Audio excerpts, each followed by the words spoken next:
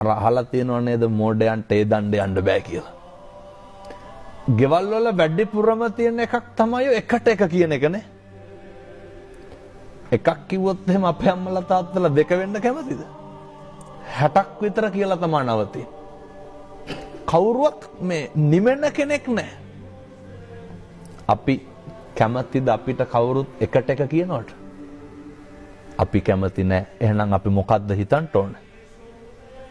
මම මොකටද කාටවත් එකට එක කියන්නේ? කල්යාණ මිත්‍රත්වයේ කියන එක හැදෙන්න ඕන gedara තුලේ. අපේ ස්වාමි පුරුෂය අපේ තාත්තලා පියවරු හිතාගෙන ඉන්න ලොකු පුරුෂාධිපත්‍යයක් gedara ගොඩනගාගෙන අර දරුවන්ගේ පීඩනයයි සියලු පීඩන බොහෝ තැන්වල පිට කරන්නේ කොහින්ද? බිරිඳගෙන් නේ.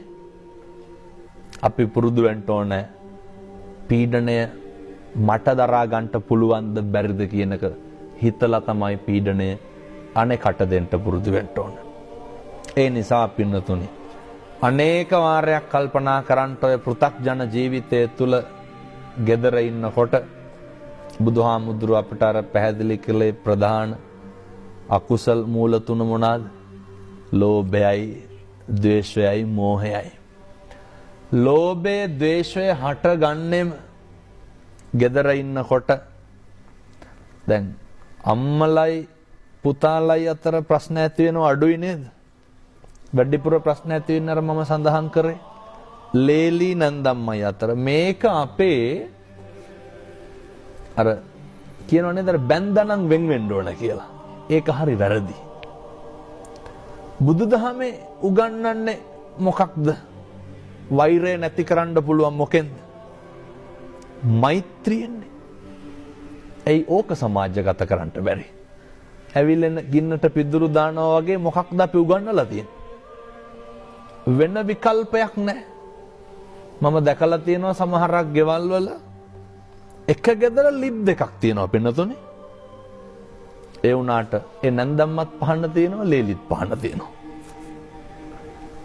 වැඩක් තියනවද? සමහර පින්නතුන් ඉන්නවා මේ පහන තියලා හෙන ඉල්ලනවා. එක ගෙදර. එක ගෙදර. පහන තියලා හෙන ඉල්ලනවා. මේකට විසඳුමක් තියෙන්න ඕන. ඒක තමයි තථාගතයන් වහන්සේ අත්ූපනායක ධර්ම වලින් ඉගැන්වුවේ. මම එක අවවාදයක් දුන්නා එක පවුලකට. ඒ දියණිය කිව්වා ලේලි කියනවා හාමුදුරුවනේ මම ඇවිල්ලා ගෙදරට සති 2යි අම්මා මම උයනේවා කන්නේ නැහැ. මේ ප්‍රශ්නේ තමයි මහත්තයෝ ගෙවල් වල ගොඩක් තියෙන. අනේක උහුලන්න බෑ. අනේක දරන්න බෑ. මම කිව්වා උදේ වැඩට යනකොට නැන්දම් මට වඳින්න. ගත් කටටම ලේලි කියනවා හාමුදුරුවනේ වඳිනකොටම අනිත් පැත්ත හැරෙනවලු. අනිත් පැත්ත හැරෙන එක කාගේ වැඩක්ද? ඒක නැන්දම්මගේ වැඩක්. දැන් බුදුහාමුදුරුව මේක නේද අපිට ඉගන්වුවේ?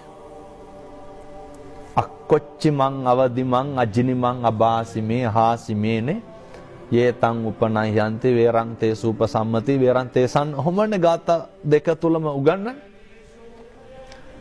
අපිට අඩන්තේට්ටම් කරන බණින අවලාද නගන උදවියට උන්වහන්සේ මොකක්ද ඉගන්නේ? අසවලා මට බැන්නේය, ගැහුවේය, පහර දුන්නේයයි කියලා එකට එක කරන්න කිව්වද?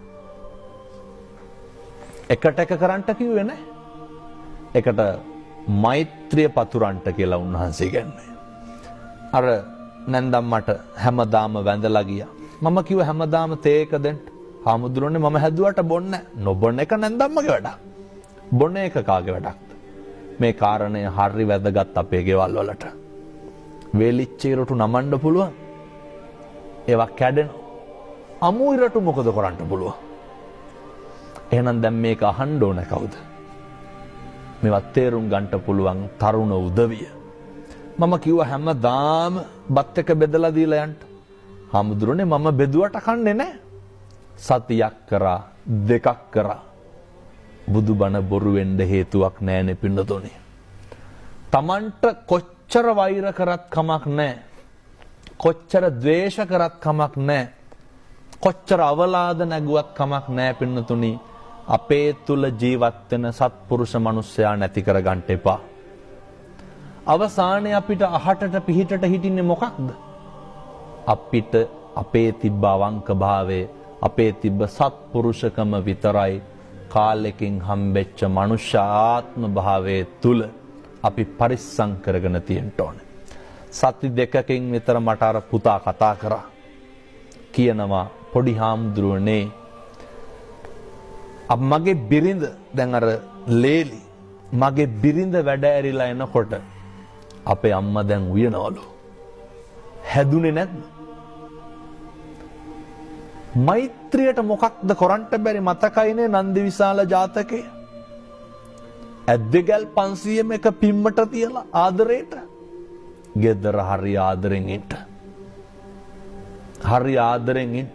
කියනවා හාමුදුරුවනේ මගේ නෝනට පොඩ්ඩක් හරි හෙම්බිරිස්සාව ආවොත් අම්මා කොත්තමල්ලි ටික තඹනවලු. විනාශ වෙන්න ගියපු පවුලක්, ගෙවල් දෙකකට යන්න ගියපු පවුලක් අද එක ගෙදර හරි සතුටින් ඉන්නවා. මොකක් හින්දාද? බුදුහාමුදුරුවන්ගේ ධර්මයේ හින්දා.